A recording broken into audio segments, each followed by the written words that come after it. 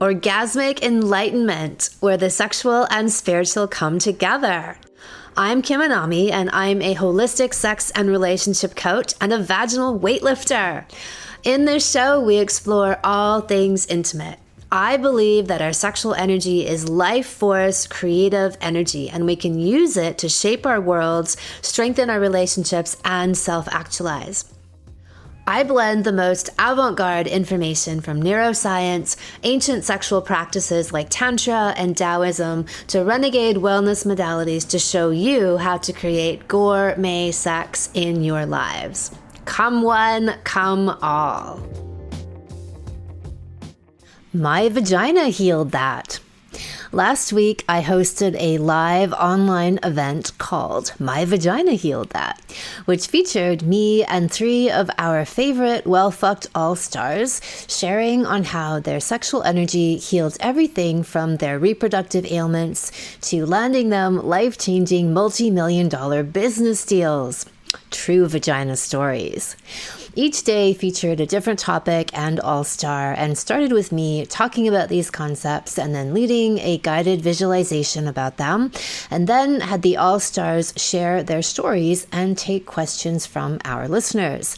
We went much deeper than we usually do in a public forum, and the setup gives you a taste of what my online programs, which I call salons, are all about.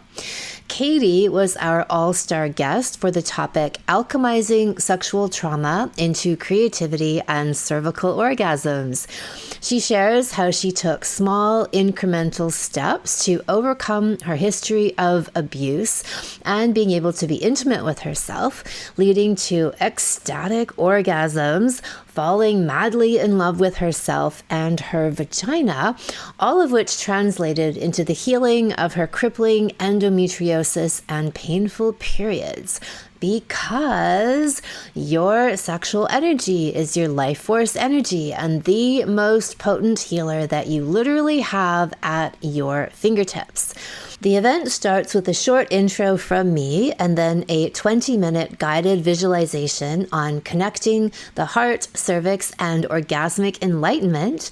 And then Katie and I chat and we take audience questions ranging from the difference between G-spot and cervical orgasms, how to commit to healing when you have a traumatic background, or when you feel so lost and overwhelmed you don't even have any idea where to start. It's a very candid conversation where I also share about my dolphin-gasm experience. Yes, that's a thing, but I may be the only person on earth who's experienced one. If you'd like to access the other 2 days of all-star interviews, we cover Manifest, Men, Money, and Miracles, and the multi-million-dollar blowjob. Then go to kimanami.com/bliss, and you can listen and sign up there to the 3-day live stream replay. The whole event is free, and we will be doing more of these in the future. A small caveat, we had some technical issues on the day we recorded the Manifest, Men, Money, and Miracles session with Leah, but Katie's session, the one that you'll hear today, was perfect. And I have to say, truly next level. Not only is Katie forever enshrined in our well-fucked all-star Hall of Fame, but she is supremely articulate and amazing at breaking down her process step by step. Again, if you'd like to catch the whole series, go to kimanami.com/bliss to sign up for it. Welcome, everyone, to our My Vagina Healed That second session, Wednesday session. It is fantastic to have you all here. The topic for today is alchemizing sexual trauma into cervical orgasms and creativity. And our all-star is the amazing and lovely Katie. And she has such a great story about healing herself. And that is one of the main messages of my work, is that you can heal yourself, and your vagina and your sexual energy can heal thyself. And so the big bulk of what I show people to do is how to do that, right? I've always been a proponent of the idea that we have the power within us to heal pretty much anything. I've got sunlight coming in on my heart chakra. That's perfect right now for this. And it'll move up as we go through the session. And, at an early age, I opted out of the allopathic medical system, just getting, as I had all the time growing up, this sense that it was kind of useless. And these people were literally stabbing in the dark, really didn't know how to heal anything, didn't seem to understand the source of anything. And so I naturally just began investigating all kinds of natural healing modalities, everything from meditation to herbal medicine and sex. Sex became my medicine. At a young age, I had some very pivotal sexual encounters that left me feeling like I'd done psychedelics, like I had taken ecstasy. That was kind of some of the only framework I had at the time to describe something similar to what I had experienced in my own bed, which was these mind-blowing, body-blowing, ecstasy-driven, self-realizing experiences where I walked out feeling more of myself than I was before. And like I was reborn, and all of these artificial layers, false selves just fell away, and I emerged as a more true, authentic version of who I really am.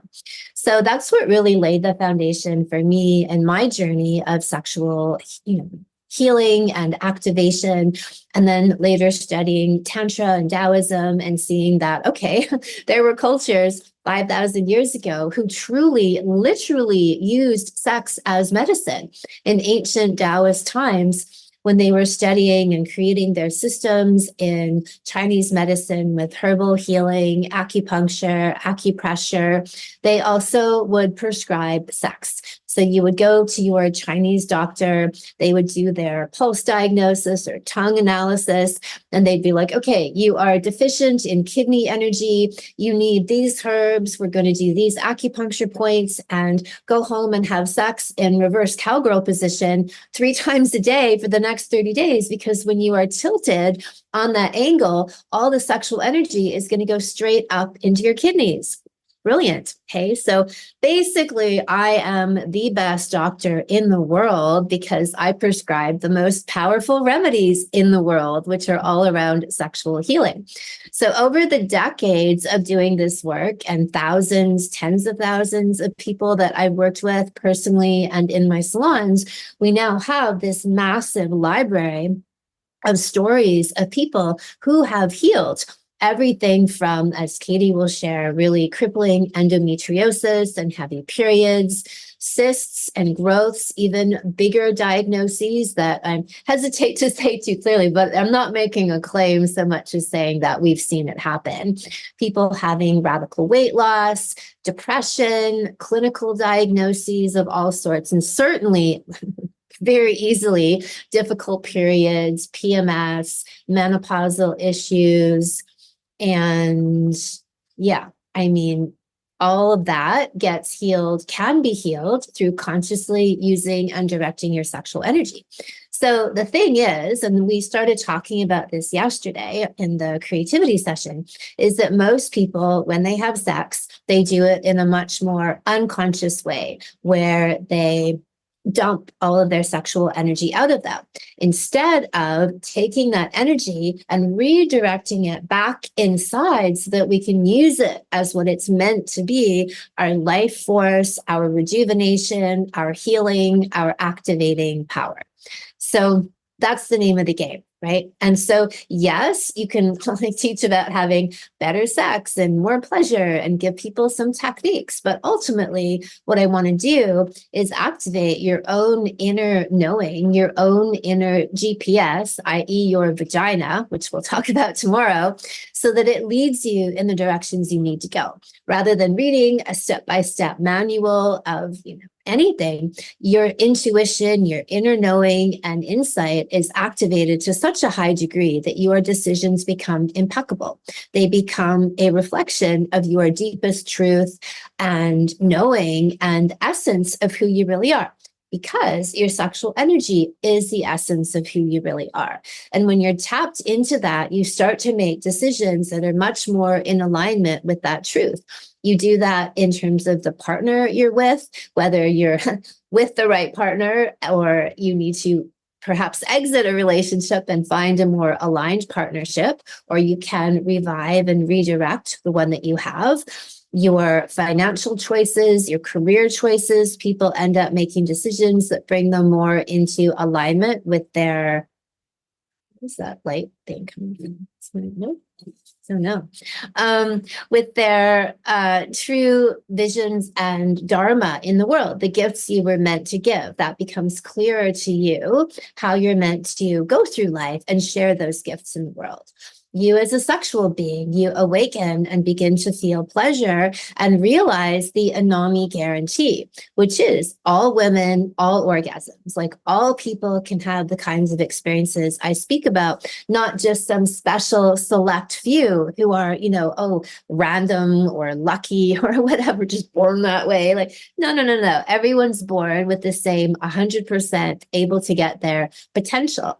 Right? The things that happen are we take in messaging and programming. We may have traumatic experiences that suppress that energy and make us feel very dissociated from it. So even though it's literally at our own fingertips in our own body, this direct channel to the universe, which we're going to do a visualization about today, people can feel like it could be a million miles away, right? That they have no connection to that whatsoever. And then that disconnect begins to materially manifest in people literally getting their organs cut out, right? They're so cut off from themselves that the organs can be cut out. And now, people even welcome that. They get sold that as a difficult period remedy. Just take out your internal organs, which is just so absurd to me that that's become normalized in our culture, right? And women even feeling like relief because, okay, they took it out. Now it's not a problem anymore. They'll be on drugs and hormones and probably shorten their lifespan now.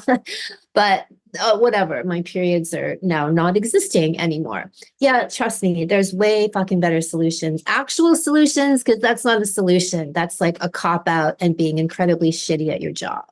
But you can actually heal these things, right? And that's why in my Orgasmic Enlightenment podcast, we share all these stories from our all-stars so they can tell you, you can hear it from the horse's mouth / vagina, that this is possible for everyone.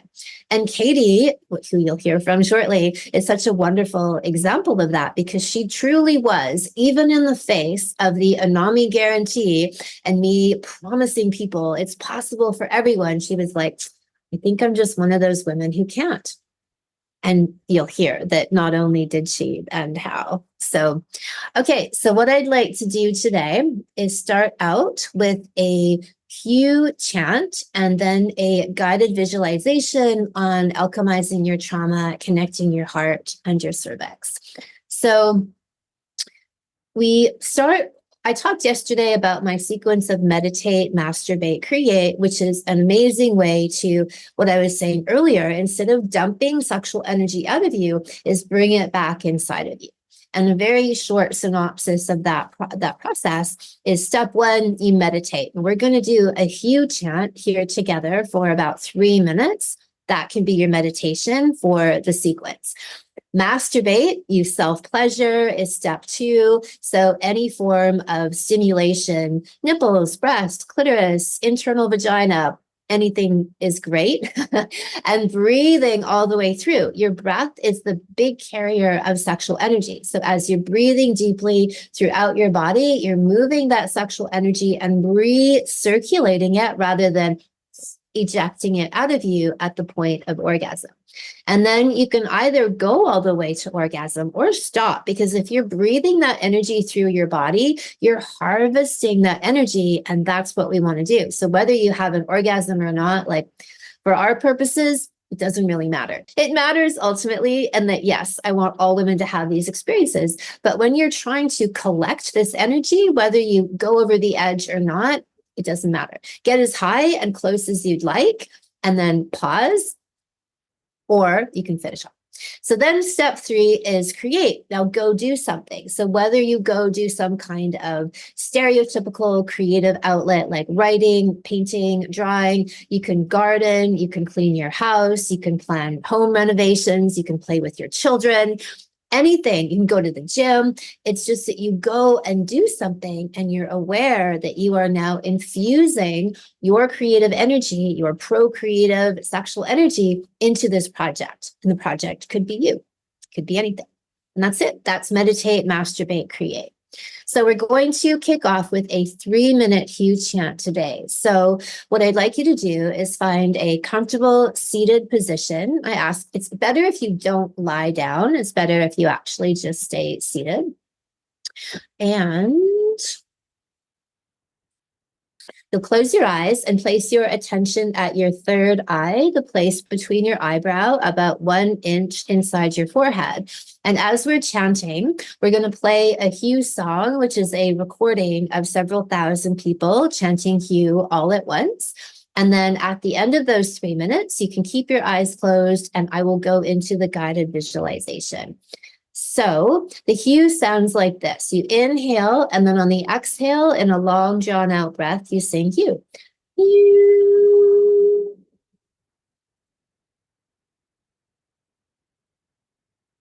So I recommend doing it out loud, but you can also do it inwardly. Hue is an ancient name for God, spirit, energy, the universe, whatever you'd like to call it. It's a way to uplift your state of consciousness and to open your heart.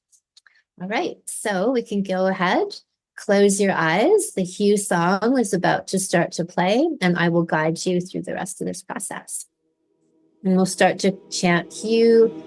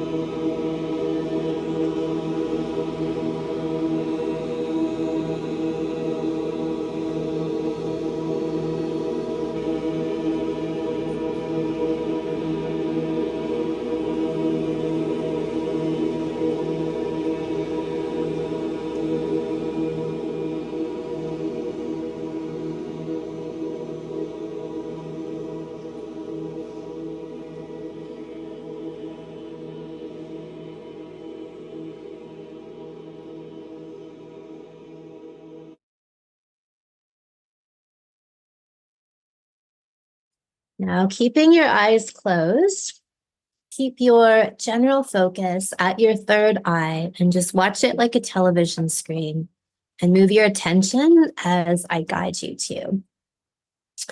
Now, place your focus all the way down to your ovaries. And see your ovaries as bright, magenta, vivid orange, shimmery, swirling orbs. They swish around like molten lava with bright, blinding color. You can feel a warmth that's emanating from that.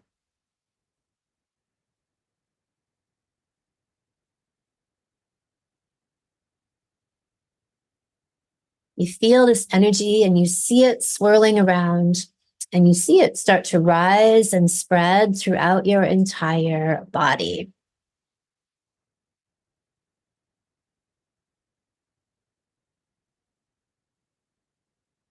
You see a packed ball of this energy make its way down through the ovaries into the fallopian tubes, lighting everything up along the way,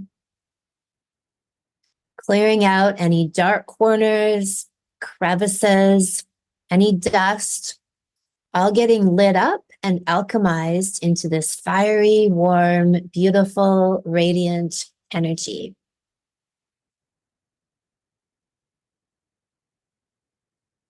If you find any particularly dark areas, pause there, shine the light of this glowy, radiant orb energy into these areas, and watch as the darkness melts and alchemizes into the same shimmery, vivid orange magenta.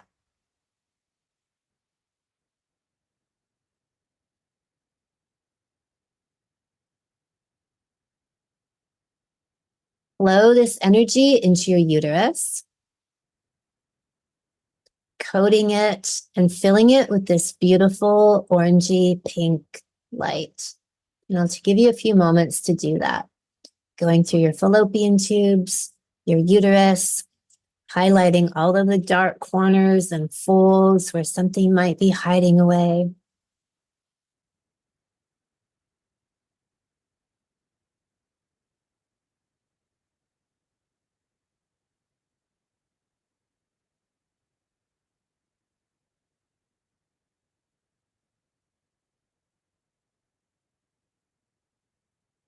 And make your way down through your vaginal canal and into the cervix, filling up the cervix, knowing that you might hold a lot of tension and trauma here. It's a storehouse for all things female reproductive. And shine all of this luscious energy, cleaning it out, lighting it up, filling it up to be the decadent, juicy, beautiful gateway that it is.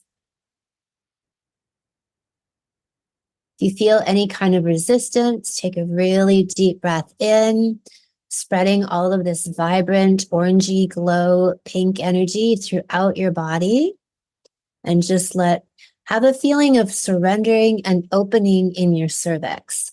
Even if you don't know how to feel where it is, just imagine where you think it is and how you think it might feel, and imagine it opening, letting go. Breathe in deeply into your belly and your pelvis, and on your exhale, just let go in the cervix. Imagine it like the petals of a flower opening up.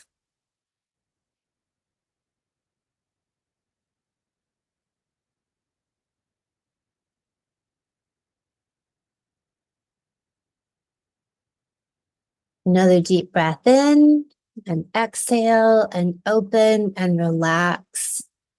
And just even if you can loosen just a tiny bit into the cervix and open like petal flowers. As you watch all of this beautiful orangey magenta light penetrate into every cell, every fiber, through all of your tissues.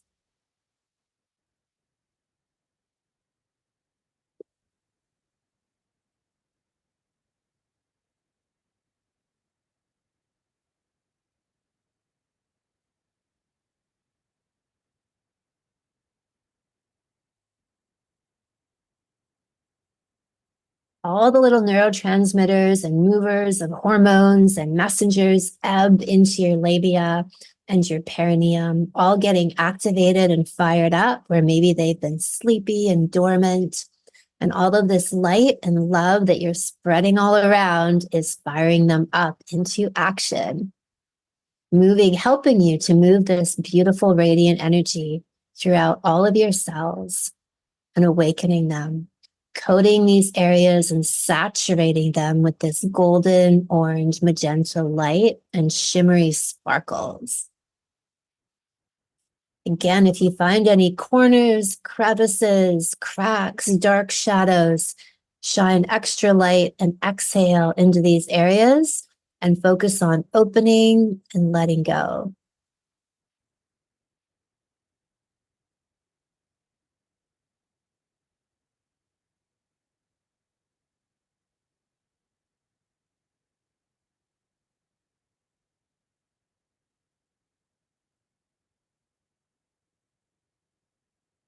And put your attention back to your cervix.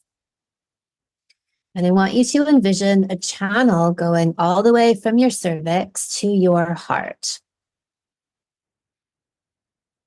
Like a long tube, and it's full of white, sparkly light. Now take that orange, magenta energy swirling orb and move it, swirl it, pulse it, and throb it up that channel as it passes through your solar plexus and your abdomen, past your navel, towards your ribs. And it enters into the heart with a burst of joy and ecstasy, spilling over and mingling with all the love energy that's just waiting to be let out in your heart. This hot, fiery, molten lava mingles with your softness and your surrender, your openness, tenderness, and vulnerability. Let them mingle and connect with each other.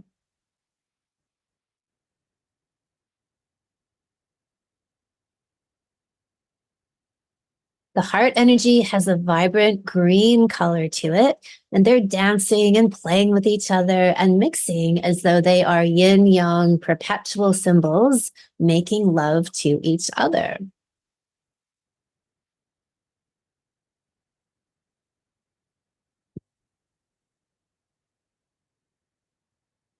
Now shrink yourself down so that you can see within your heart. Place your mind's eye into your heart and see chambers like rooms within your heart. As you look around, you can see that they're full of boxes and treasure chests.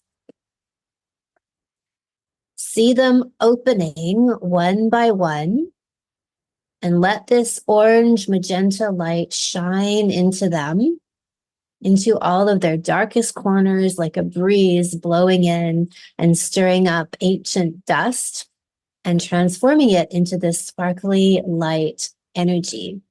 Anything that's been stagnant and sitting there, collecting dust and dirt, you're bringing it to life and alchemizing it into this kinetic sparkle.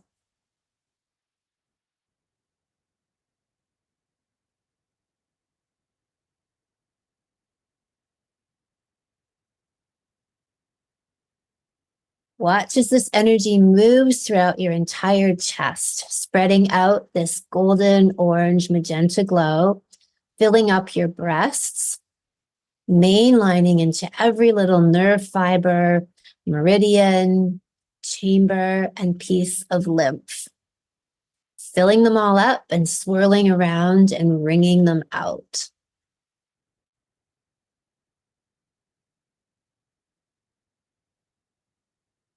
Bringing out the old, the toxic, the dead, the stagnant, and then exploding back like a rush of blood with this vibrant magenta orange color throughout all of your breast tissues, into your areolas, into your nipples.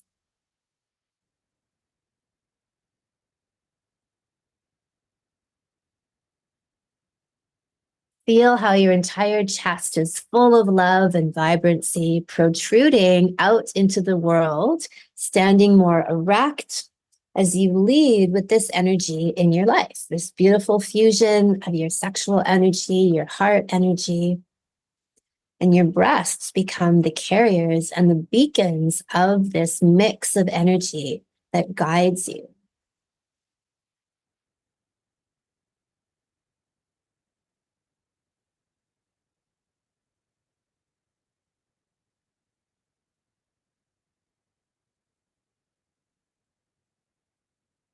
Now, the energy makes its way up your neck, pausing in your throat to connect with the energy there, which is a beautiful, shimmery turquoise blue. They dance together and play, and that magenta orange energy pulses and threads its way through every little capillary.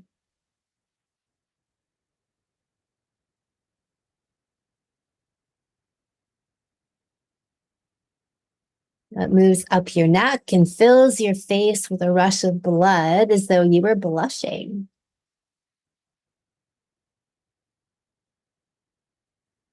All this energy spills through your face, your cells, your pores, covering your entire head and filling it up like a cup of water.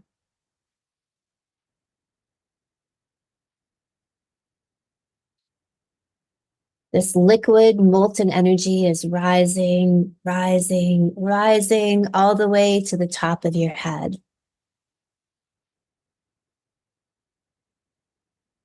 And then it gets a shock. There's a brilliant white flash of lightning at the top of your head, and this energy starts to mix together.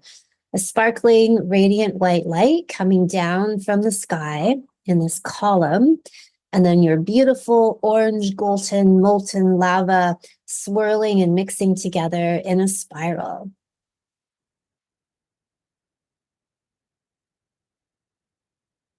They connect and they spiral out the top of your head and up into the sky.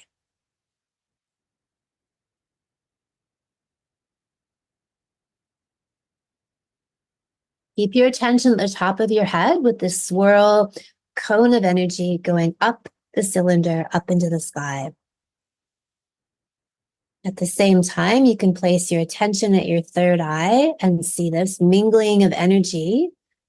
Here, there's more of a purple color and indigo, and it frolics together with this magenta orange light.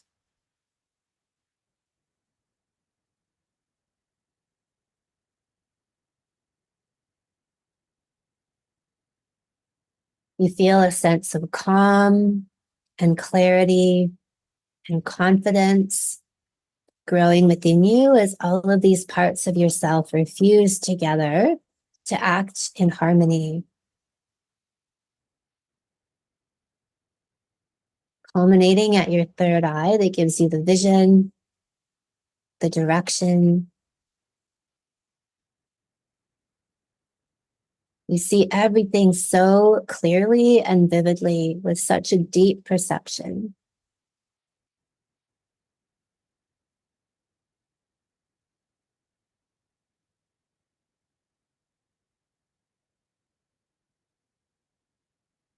Take a really deep breath in.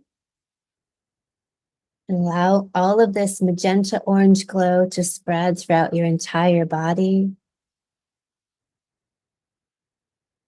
through every nerve fiber and cell, into your bone marrow, lighting it up, becoming the source from which you create everything.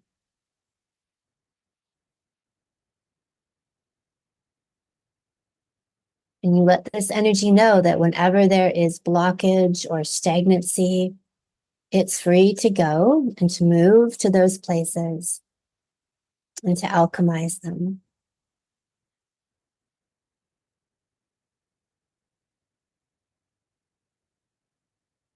Every day you can come back here and go to these engines, your ovaries, the source, tap this energy and direct it wherever you like, anywhere in your body that needs extra attention and love and healing. You are the source.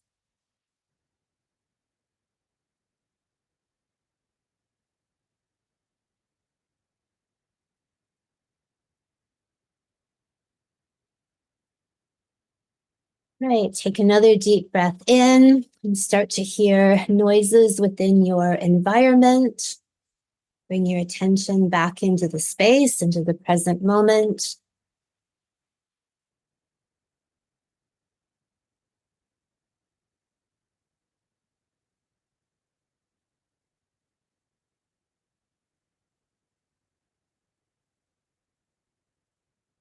All right, when you're ready, you can open your eyes.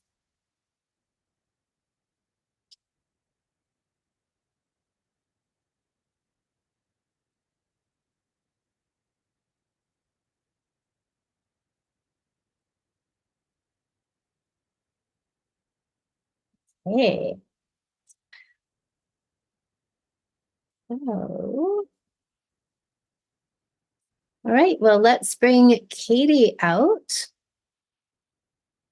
Katie, you can go ahead and turn your camera on. All right, does everyone see Katie?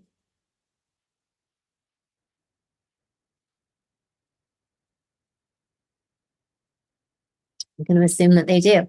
All right, welcome, Katie. So great to see you and have you back. Thanks so much for being here. Thanks so much for having me, Kim. I'm excited to be here, although your visualization was like already making me emotional. It was so beautiful, putting me in my heart. I'm like, oh God, I'm going to start crying. It's going to be like minute one and I'll start crying.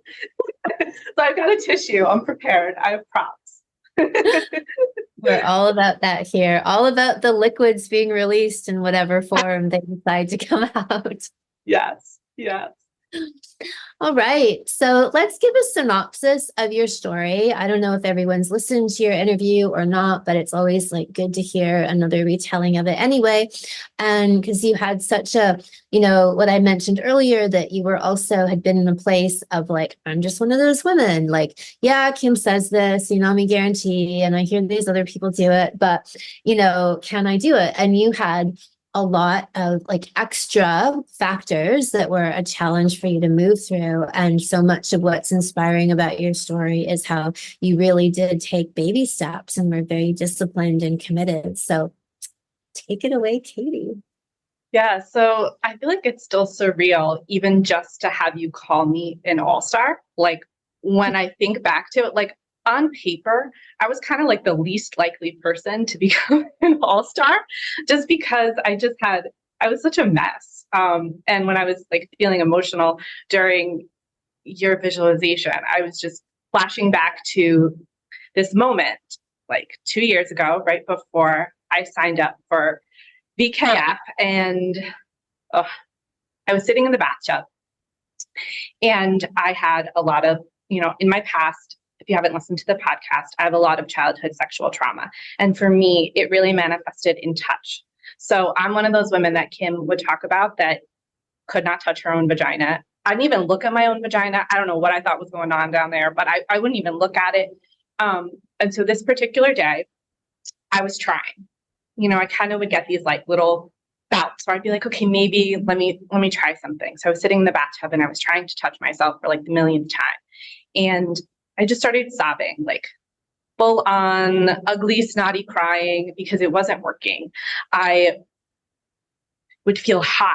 These PTSD symptoms from my childhood would overcome my entire body. I was feeling like I was going to pass out.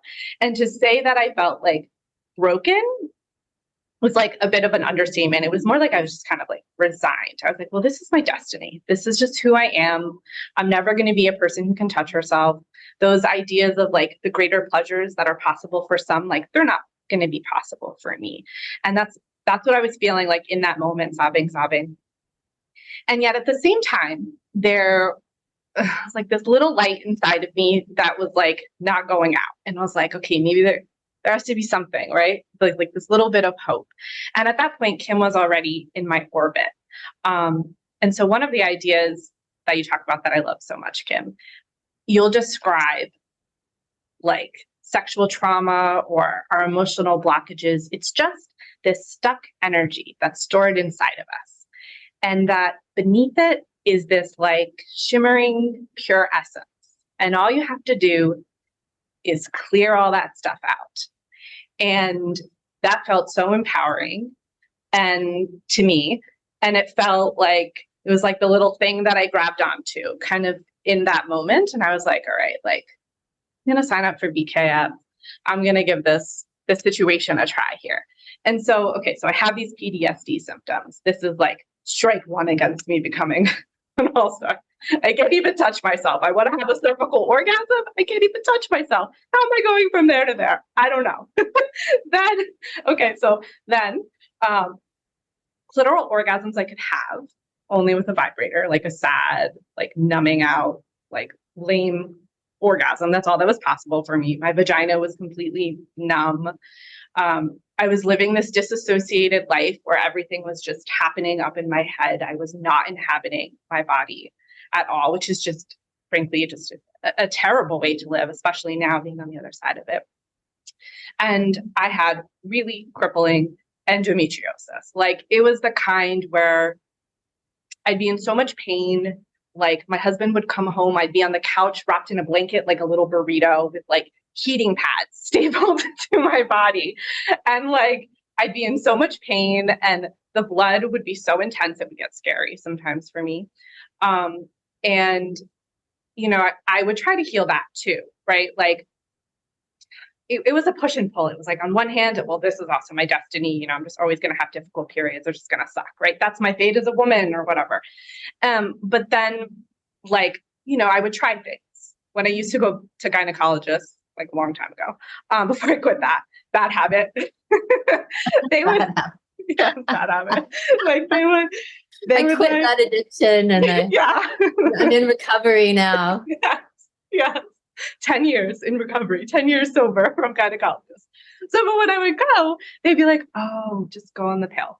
So, and that just didn't jive for me. It just felt like more numbing out. So fortunately, I never took that route. I would try other things too, like supplements, change the diet, seed cycling, all the things, castor oil packs. I would do all the like natural voodoo that you could think of doing. It didn't make a single dent in my endometriosis. Every month my period would come and it would be just as bad as the month before. And of course, now being on the other side of it, I understand what was going on there. It was just my body crying out. It was because of this unhealed sexual trauma that was just stored in my vagina. And like, that's where I needed to go. That's what I need to do to heal. In kind of retrospect, I feel like gratitude towards my period. I'm like, thank you, period. Like for keeping, you kept talking to me, even when I wasn't listening, like sending me the message, hoping that one day maybe, you know, I would hear it and finally be able to make those changes. And so, of course, this was all before BKF, and like, let's flash forward in time to where I am now, right? So the endometriosis is gone. I don't have painful periods. It's not like this heavy bleeding situation. I actually look forward to my period every month as like this chance to be inward. I was thinking how like I used to kind of count the years till menopause. I was like, when's it coming? Like, can my period end? Like, for real. I would do like a countdown. But now I feel like I'm going to be really sad when it leaves because I just like, I enjoy that inward time to just like be with my body, just like have her do her like witchy magic thing that she does every month where I sort of occupy this space between worlds. Like it's really sacred to me. So, okay. So endometriosis gone, right? I didn't go on the pill. I didn't do seed cycling, none of that. It was just, I had to go and actually heal my sexual trauma. Numbness is also, that's completely healed. My vagina is full of sensation. I can have clitoral, G-spot, cervical orgasms. I can even have couch-gasms, as it turns out. The other day I was just sitting on the couch and I was having like a really like juicy creative day, just like last week.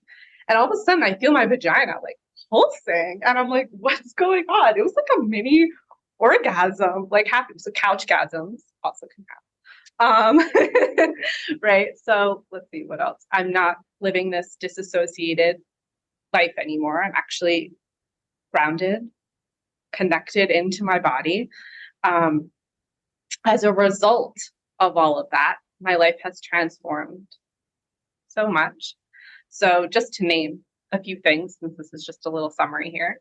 So when I first started having cervical orgasms, and maybe we could talk more about how I went from like where I was to how I got to that cervical orgasm place. We'll probably won't talk about that. But for right now, when that started happening, within 2 months, $100,000 just fell into the lap of our household right away.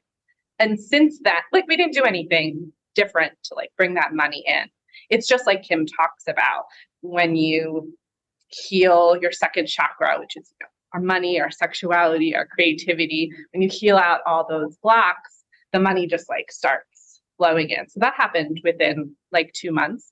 And it's continued to happen to such a point that like my husband and I don't even say this hyperbolically, like we don't know what to do with all the money that's coming in. It's just like on a new stratosphere.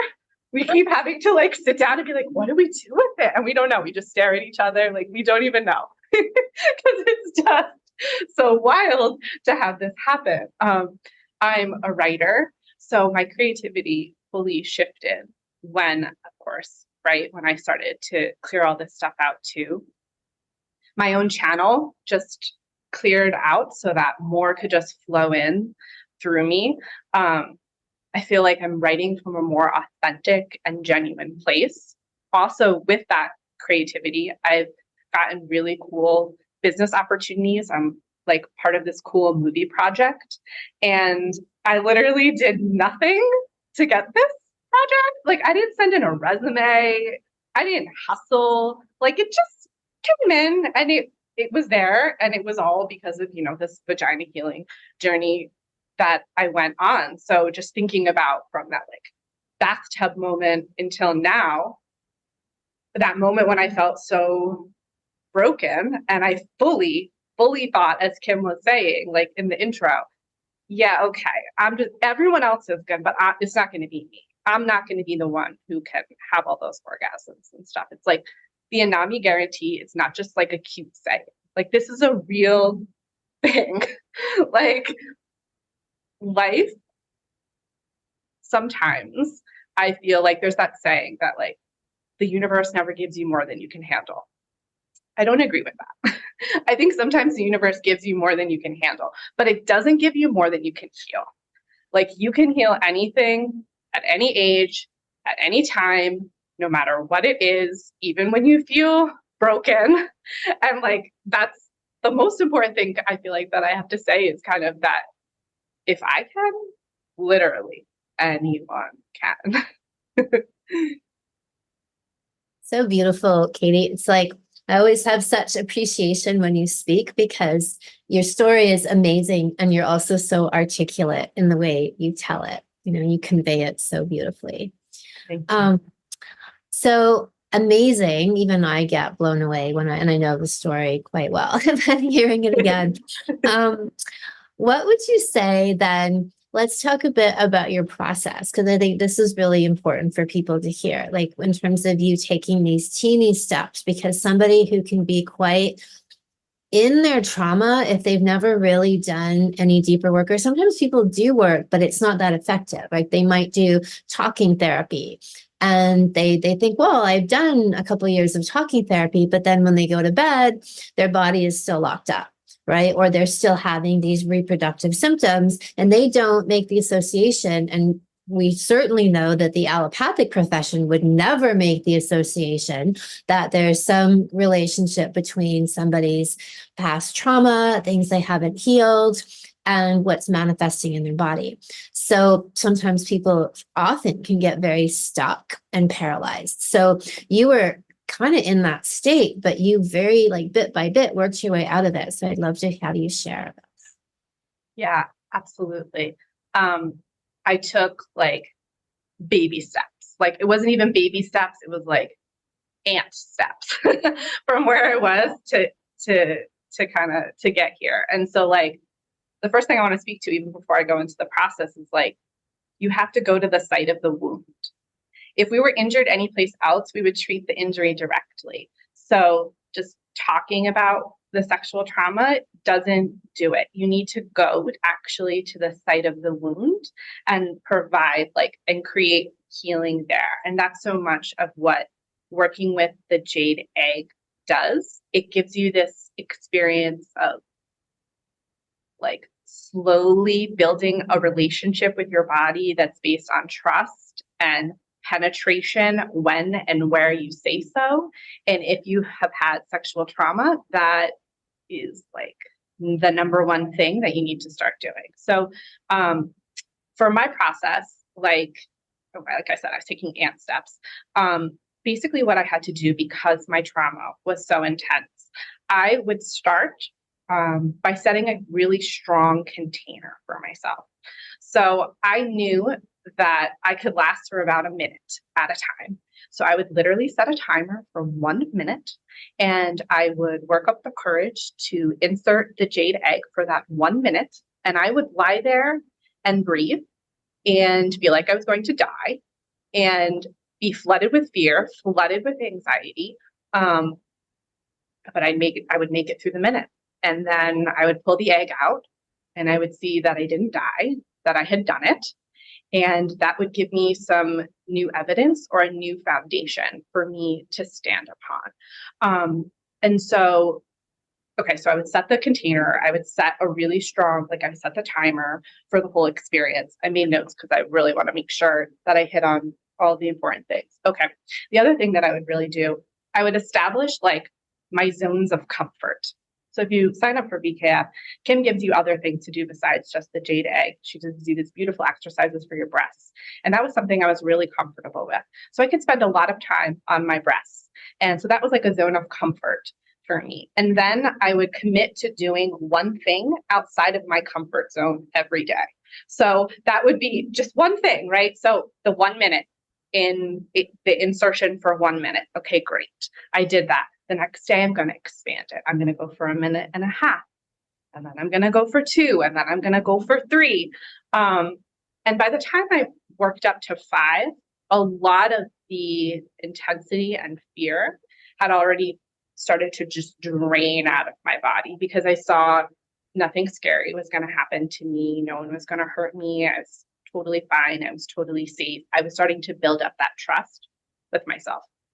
The other thing that I think is really important about that part of the process is, if you are someone who struggles to dissociate with dissociation a lot during that process, or you just get really stuck in your head, another little trick that I would use, I would just narrate the experience to myself, or I would talk kind of out loud. I'd be like, I'm safe, I'm doing this, I'm putting my hand here, it's going to be okay. So if your mind is spinning a lot of stories and can kind of hijack the situation, I find it's really helpful if you get it on your side. You recruit it to your side, you give it some stuff to do.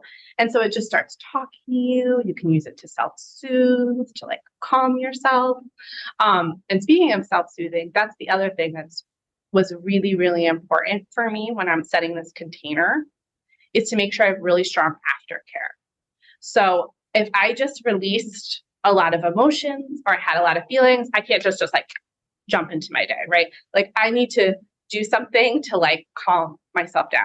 Or sometimes it wasn't about being calm. Sometimes it's get a pillow, smash it on the floor, be really angry, dance it out like a crazy person, whatever it was, I would do that. Or sometimes it was just I needed to self-soothe and just establish safety in my body. It's really easy to do that. Just place your hand on your heart, feel your own heart beating. It's one of the most soothing things there is. Kim will give you breathing that you can also do.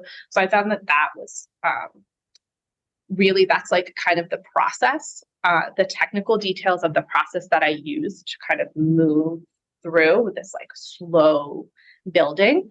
And then with that, there's 2 other pieces that I want to draw on. Can I keep going? Are there any questions? Yeah, Okay. Well, it's interesting. Someone asked a question. Did you have any mantras that you would say during your initial journey? And you just absorbed that question and addressed it. Yes. I would say I'm safe. Say, I love you. Don't underestimate the power of saying I love you to yourself, especially, that's the other thing. in front of a mirror is really, really helpful, because then you see yourself and you see what's going on, and it can become like so grounding to also like connect in, see yourself. This is why I say, like, my quote that I don't stargaze, I vagina gaze. It's like one of my favorite things to do. It's like incredibly grounding. Okay, so say love you to myself.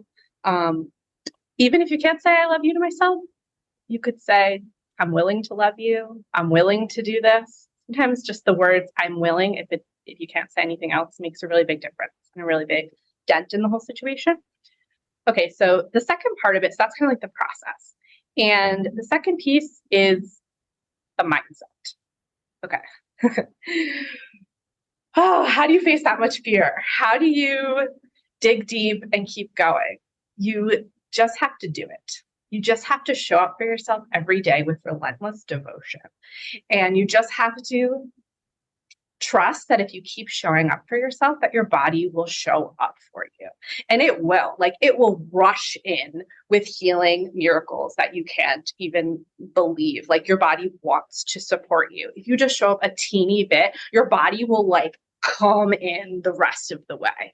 So there's really, there's no way around it. After I did my podcast on Instagram with you, I got questions from a bunch of people. Like, they were just like messaging me, asking me, and basically all of their questions kind of amounted to the same thing, which was like, yeah, but how can I do it without feeling bad? How can I do it without feeling fear? And you just have to, the only way out is through. You just have to feel it.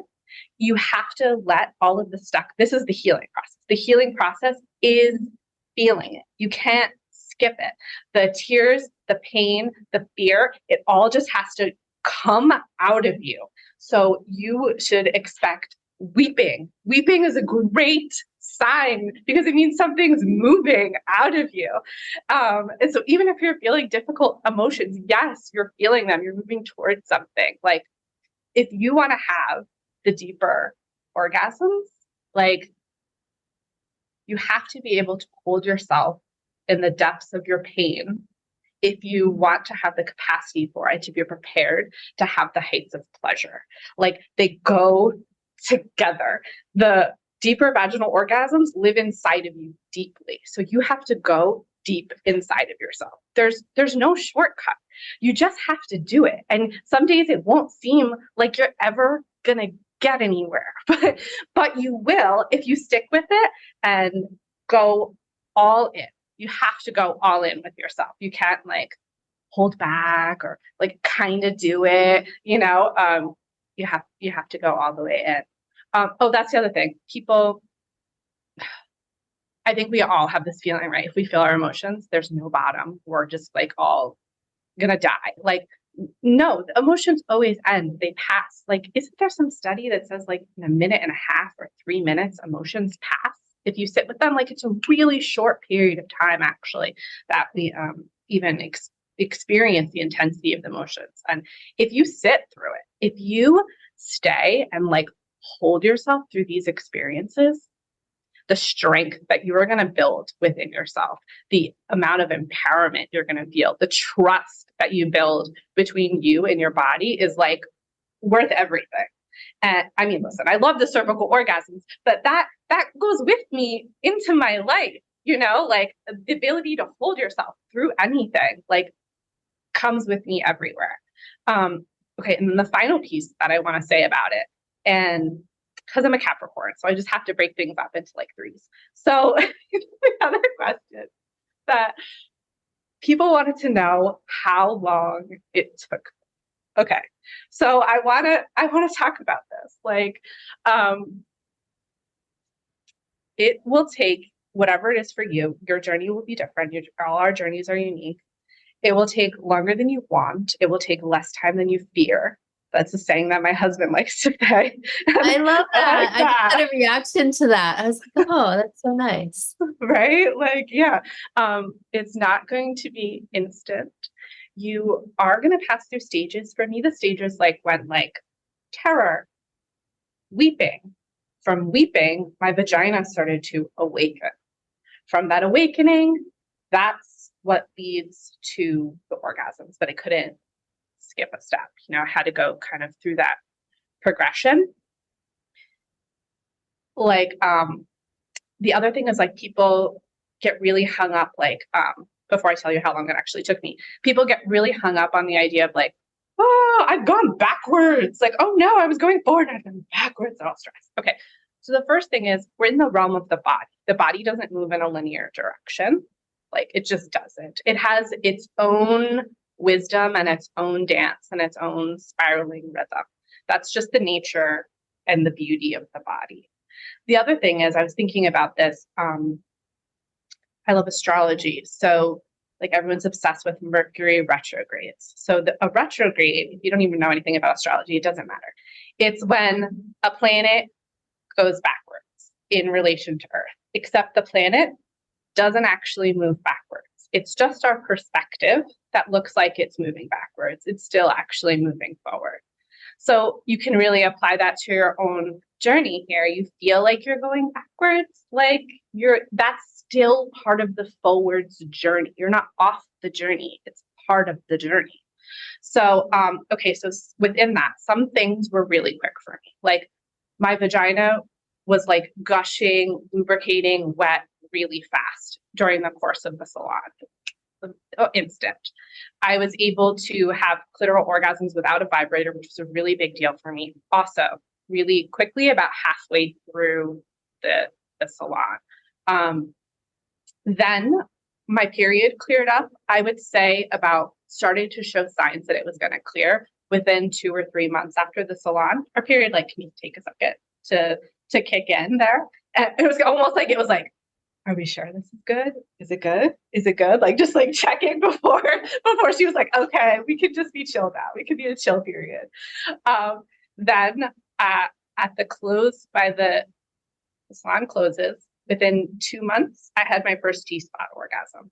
2 months after that, I had my first cervical orgasm. It was actually 2 weeks after my 10th wedding anniversary. So it was happy anniversary to us. My first cervical orgasm. So that is a 6-month period, right? That's what it took me. That doesn't mean that it will take everyone 6 months, but I feel like it's important to say when I talk about relentless devotion, it continues after the salon. I didn't quit. The salon gave me the tools and the container to make incredible quantum leaps. And then I just kept going with it. I still stayed determined. And so that's how I was able to go literally from this place where I couldn't put my fingers in my own vagina without having a panic attack to having cervical orgasms. That's the journey, the trajectory, and what it all looked like.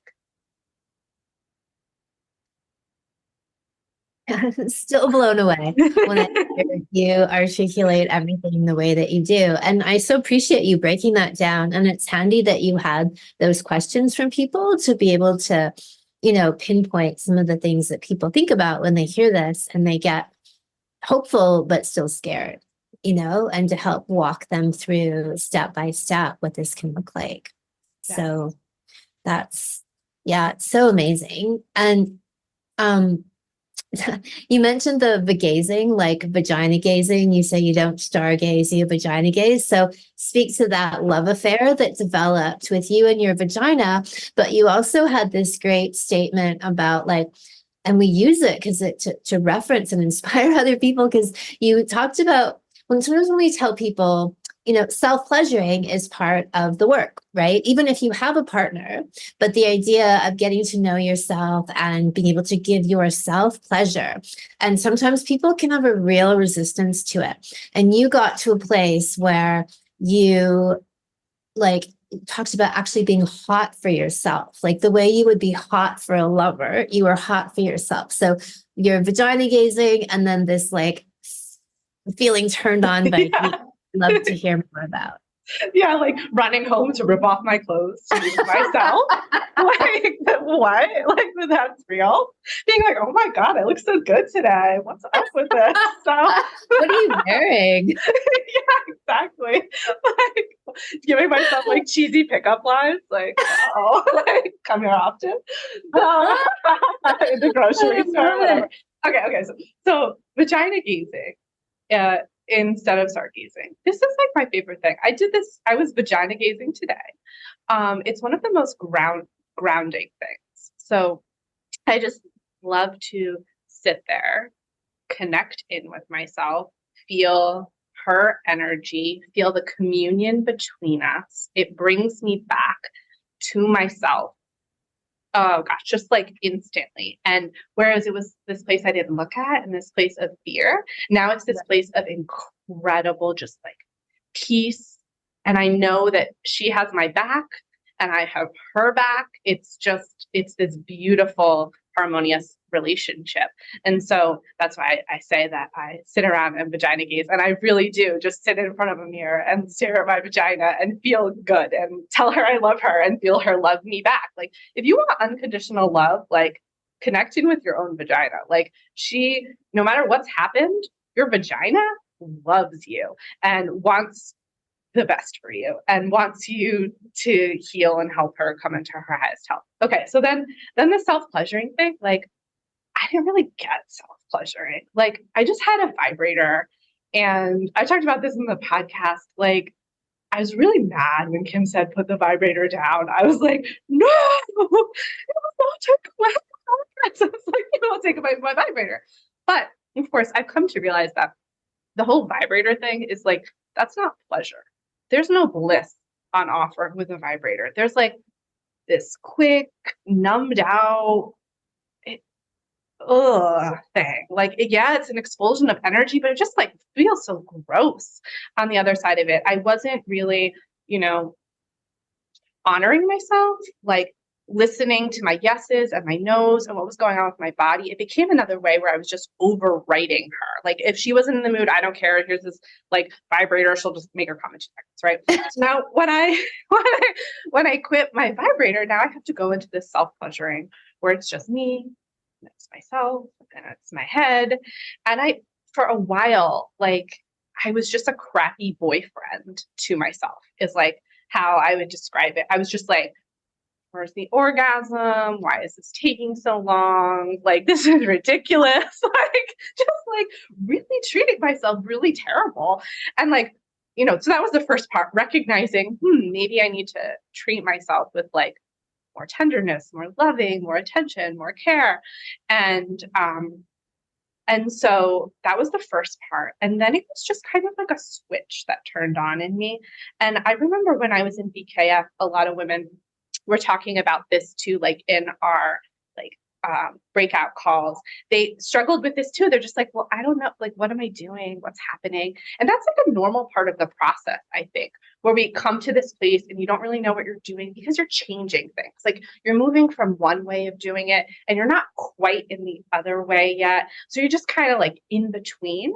But it's another place where if you stick with it, I promise you that you have this like place of turn on inside you, and that it will suddenly like just switch on and you'll be hot for yourself. Like, as I described, like, I'll like dirty talk myself. Like, that's not even a joke. I mean, it's making a joke about it, but it's not even a joke. Like, I really want to treat myself like, like a lover would, and to be like the best lover for myself that I can be, especially after all the things that I've gone through, like all the abuse that was in my past. It's so healing to instead turn to yourself with love and turn on and hotness. And so now I love to self-pleasure in addition to the vagina gazer. I love that, because it can be a real stickler for people.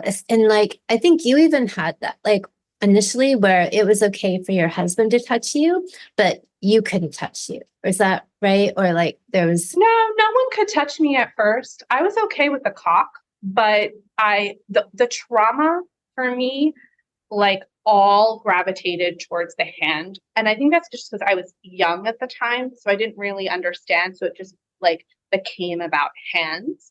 So he couldn't touch me, like no boyfriend ever could. If they ever went to do it, I would just be like, oh no, I don't like that, like kind of thing. So anyway, so even he couldn't.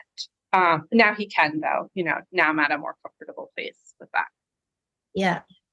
Yeah. Should we answer some of these questions, Kim? Yeah, Go I into popped them? a few of those into the chat there. If you open that window up. Okay. Can you talk about the best environment for this work? Did you feel super solo and you needed extra space from your husband, or was he part of the process? Oh, you're a fellow Capricorn. Oh, I love that. I love little cats. Okay, so it's both. So when I would do the egg work, that was entirely alone. Like, I need to go deep with myself, feel all of my own emotions. And so all of that I would do alone. I'd sit in like a quiet room when knew I had privacy. I'd sit in front of the mirror, and that's really when I would do that work. However, there are also times, like later on, especially in the journey, where my husband's played a central role in the process. And he literally has helped fuck the trauma out of me. He's literally helped, especially since there's so much trauma like stored up at the cervix in particular, and it would be harder for me to get that alone. He would come in and literally I would start sobbing, shaking. Sometimes we'd have to stop because I would like be like dry heaving after these cervical orgasms because it was moving such intense energy through me. So there are moments in the process where having a partner is awesome because those cervical orgasms, like the healing that I could do on my own versus what when I would get a cervical orgasm, it would just speed it up and accelerate it and clear out so much of the junk for me, just, like in a snap. Then I would also say the other thing about this, there are also seasons where I have had to say, no, I can't have sex right now. I just can't take penetration because I was working through some layer that was so complicated. And when that's happened, I would say he's still part of the process with me because I have to be open with him about that. And those times, we would use those times to like cultivate the other parts of our relationship, like just do fun things that we hadn't done in a long time, like go to an arcade, like do stupid things, just have like a lot of fun and silliness to still nurture our relationship. And we would, in fact, in those times where we'd nurture our affection to such a point that when I felt like I could resume sex again, like it was instant. This happened recently, like in the past few months, and just because our affection, our closeness, and him like having to be such a supportive partner through that just led to this sexual encounter where the first time back, I had a clitoral orgasm, it rolled into some G-spot orgasms, and then I felt a cervical orgasm was also immediately available because we had that bond. So even pausing can be a moment to strengthen that bond.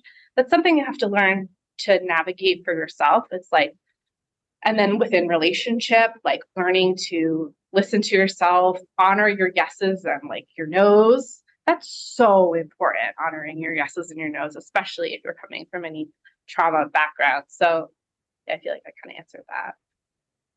And I love that answer. And I love that you could pivot and into another way of bonding and being close. Because I think especially if women, and a lot of women do because of lube, women's not best friend, have a history of overriding their vaginas. And so part of the healing might be that you need to be really clear about whether you're having a yes or a no, or you need a little bit of time to calibrate some healing, and that saying no is okay. And I always tell people, like, you just need to try to get clear within yourself, right, of listening when the no is resistance and dissociation and checking out versus a no that's really honoring you of like, I need to be in my space right now. My vagina is, like I said, recalibrating. And once it kind of comes back into the next level, of me feeling inhabited within it, then it's a yes for me. But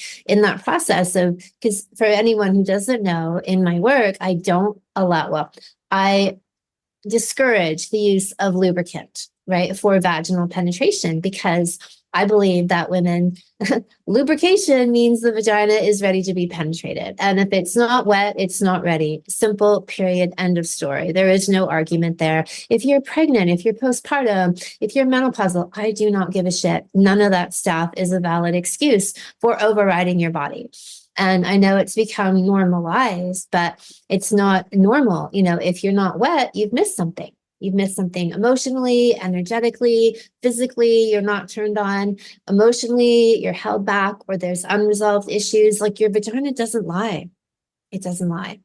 And so there can be moments then where it's healthy to say no, like I said, just distinguishing what's checking out versus being in alignment.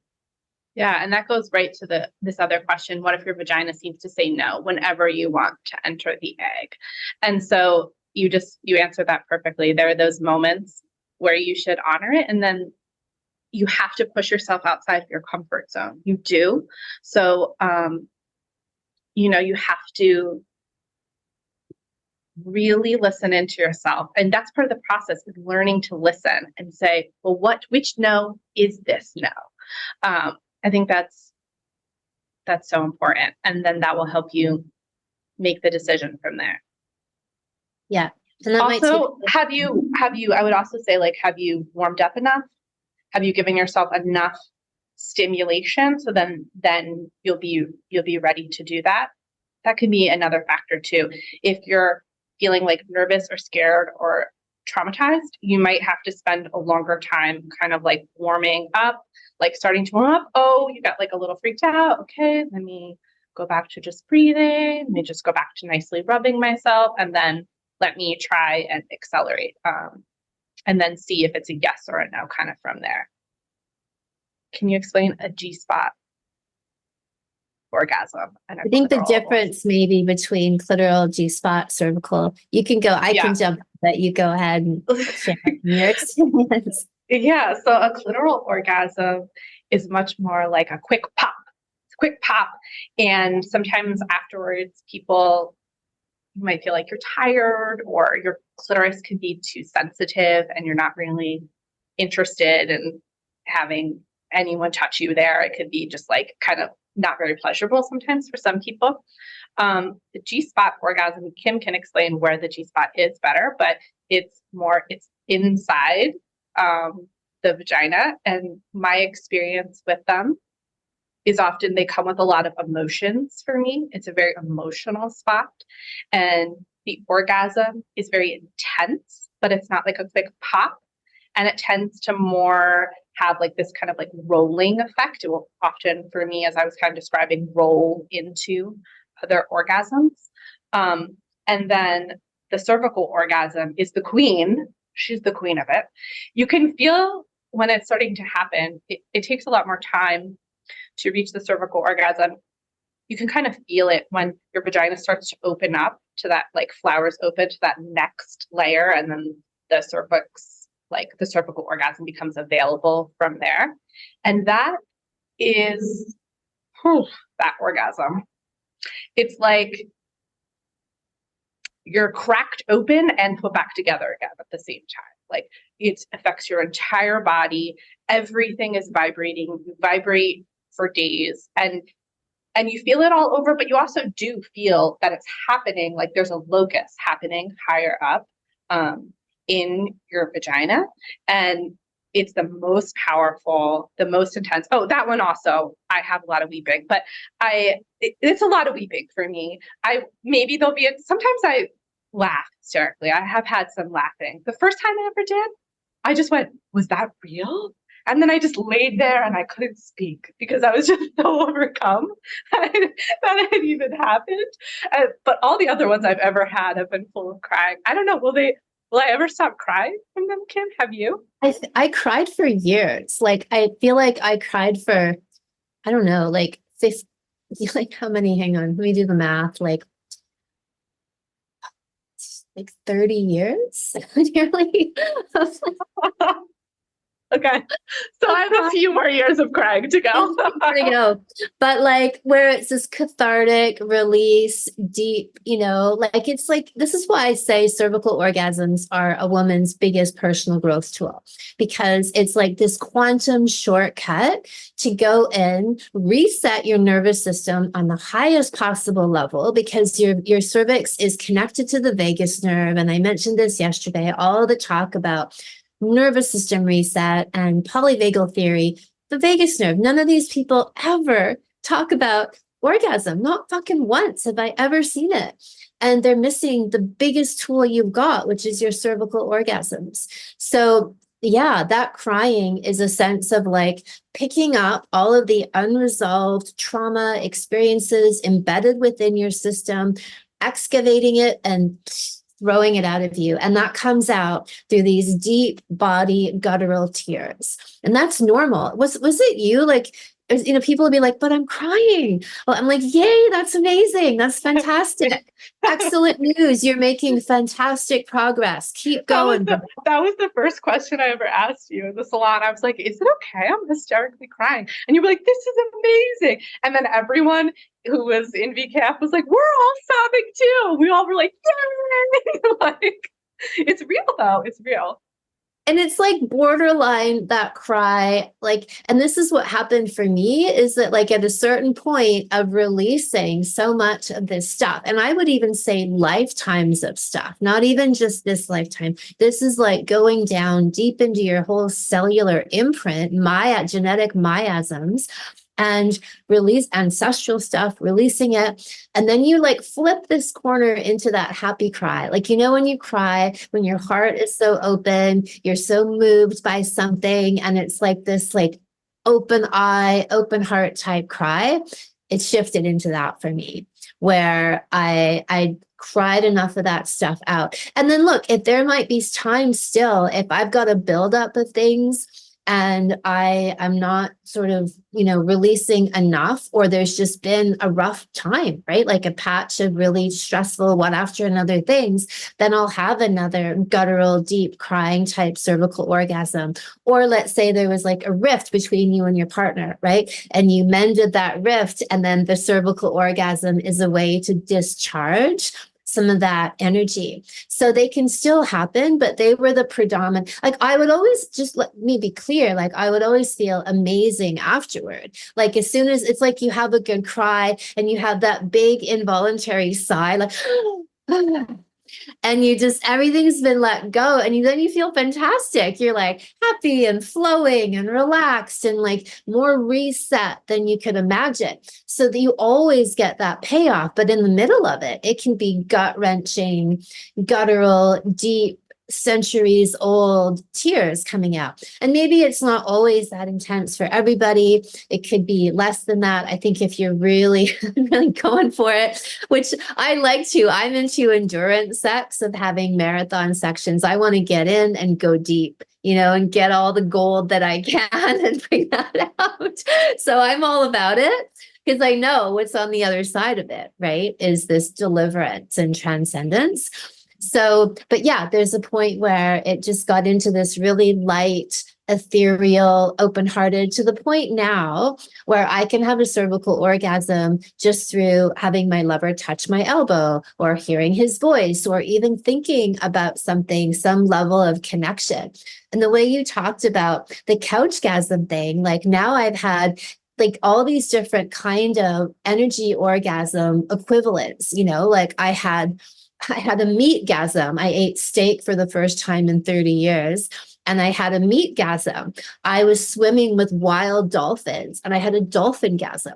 Like all these other equivalents, where now that you've activated that neural pathway, you can get there, immediately.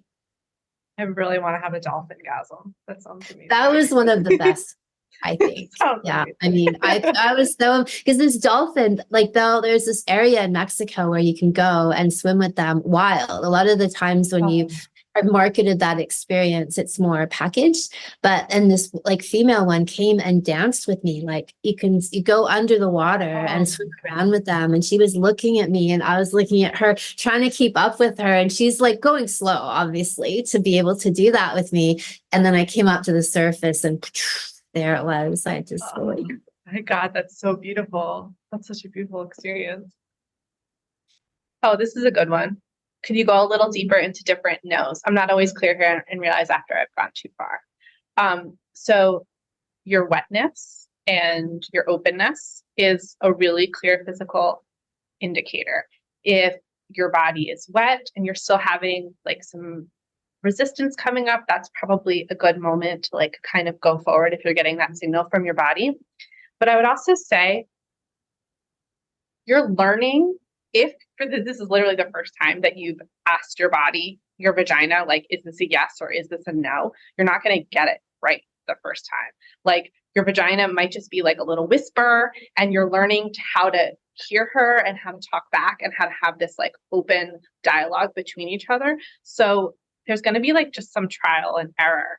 There definitely were times where it was really a no and I was like, maybe it's fine. And then I kind of learned more about the signals through going through and actually going through that process with my body. So don't be too hard on yourself if you do have to go through experience of trial and error and you maybe don't listen to the no the first time. The second you know it's a no, great, stop then. And then you can honor your body that way. And like, don't be too hard on yourself. It's a new skill.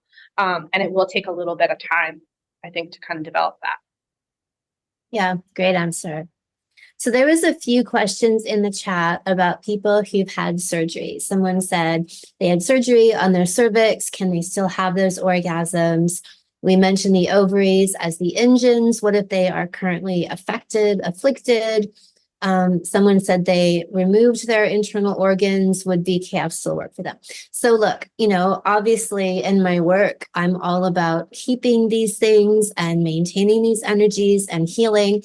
If you've already come from the allopathic system and you've had these experiences, absolutely, you can still do this work. And I absolutely say it's essential too, because whatever the circumstances were that led you to having these issues to begin with, the root cause is still there.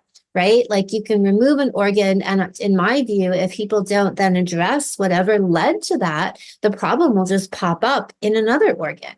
Right? It's like whack-a-mole. And like after a certain point, like the allopathic system, like going to run out of things to remove. Like, I don't know how it works for them, but really, yes, absolutely. So first of all, women in my work still have cervical orgasms, even without having a cervix. We have a great story from Amber Jean. She's in our wet menopause episode. And she talks about exactly that. She had the surgery prior to finding my work, found my work, dove in, and was able to integrate whatever happened to her and feels like she healed the issues that led to that to begin with. And then in doing the work or coming into it, she had some lumps in her breasts and she applied all of these principles, including the breast massage, the moving of the sexual energy, and she dissolved those lumps. And then in terms of ovaries, so all of the energy work that we do, like that guided visualization was a taste of some of the work that we do within the salon. And then we do a lot of work of taking your sexual energy to use it as a healing apparatus within you. So if you have ailments on any of your organs, that's all fodder for this work to be able to get in there and help to move and change things. So not a problem. And same thing again, like clearly, if you're missing organs, we think of these things as still having a phantom limb, right? That you still have the energetic characteristics of your organs alive and well in your body. And it's important then to be able to go in, tune into them, connect to them, to integrate them into your body. So that cutoff that I mentioned earlier at the beginning of our session today, that dissociation that leads to the organs being cut out, you can heal that, right? That is the root cause healing of what was that disconnect to begin with, because I guarantee there was a higher level emotional, psychological, energetic cutoff that happened before the physical cutoff. right? So if you can go to that higher level, figure that out and heal that, then you can work with what's now your physical reality by going higher than that. So my view is that everything can be healed. Everything can be healed naturally. Sometimes we come into it with certain restrictions or karmic experiences that we need to have for one reason or another. But, then like Katie says, which is so beautiful, we don't get more than we can handle, or we actually don't get more than we can heal. And so always that it's like in weight training, right? Like I work with a trainer, and every session she's trying to get me even like 2 pounds higher, right? On a certain exercise. She wants me to go just a little bit more. And she watches every set and every rep I do. And as long as it's going a little bit further, she's happy, right? Like that's the name of the game. Just a little bit further than I think I can. So I'm your trainer. I'm your vaginal trainer for vaginal Kung Fu. There's no one better. Let's answer this one question, and then I think we'll wrap up. I'll just paste it in the chat here for you, Katie. It was about time management, which I thought was kind of interesting. How did you schedule your days to include VKF? Did you have certain days, times for VKF to schedule on your calendar each month? Just trying to figure out how to organize my day so I have the time and energy to put in the work. Yeah, so I would every mornings for me, I would feel brave. That's when I felt like I had the courage. And also, like as things started to get better and improve, doing it in the morning, it becomes an energy that you get to carry with you throughout your whole day, and also completely changes how you move throughout your day. So when I was in VKF, I would do it in the morning. For me, I would go 5 days a week. Just with the egg practice, that was like perfect for me, and still give me some days where I could focus on like some of the other practices. And now I still have a steady practice where it's like maybe 3, sometimes 5 days a week. It doesn't take that long to actually do the egg routine once you kind of get into the groove of it. It seems like, oh, it's going to be like this long task, but I could do it some days when I need to in like 20 or 25 minutes. It's really worth it. Like tons of other all-stars talk about this too. Like it extends your time. You think you don't have any time for it, but somehow self-pleasuring, like it does time magic, and you end up having way more time as a result of it. Right? Right, Kim? Yeah. Yeah. It's sort of reality bending. Like it's one of those things where, I don't have time to meditate. But if you meditate, somehow your day expands and you have the capacity to get everything done way more efficiently and effectively. Same thing happens when you put the time and the energy into your sexual practices. It's like it lubricates your entire day, where everything flows with ease, helpful people, helpful opportunities. You have the like intuitive way of solving problems that you didn't have access to before. So it's completely energy in equals like quantum energy out. Yeah. Amazing. Well, this was so awesome, Katie. I love that you shared your story and then like woven all these different elements that were new and so in depth and helpful for people who may have this as part of their karmic challenges in this lifetime, and to help give them a real solid pathway through. So thank you so much, Katie.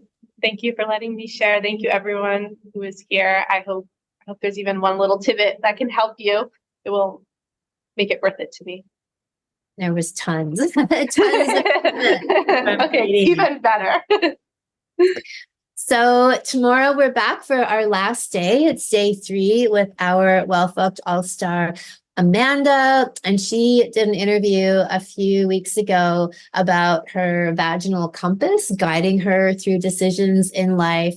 She's healed throat chakra issues through deep throating, and she's landed multi-million-dollar business deals through oral sex. So she's got a lot of fantastic stories to share of really activating her feminine energy and using that in her life through this work. That was so much fun. I really felt like Katie and I reached whole new levels of alchemy in our discussion. And that's what it's all about, ever expanding and evolving. If you want to check out the entire full free event series, go to kimanami.com/bliss. Thank you so much for listening. If you haven't already, subscribe and also leave a review. And send someone else the gift of a healthy libido and an off-the-charts love life by sharing this episode with them. We'll be back next week, and in the meantime, many happy orgasms.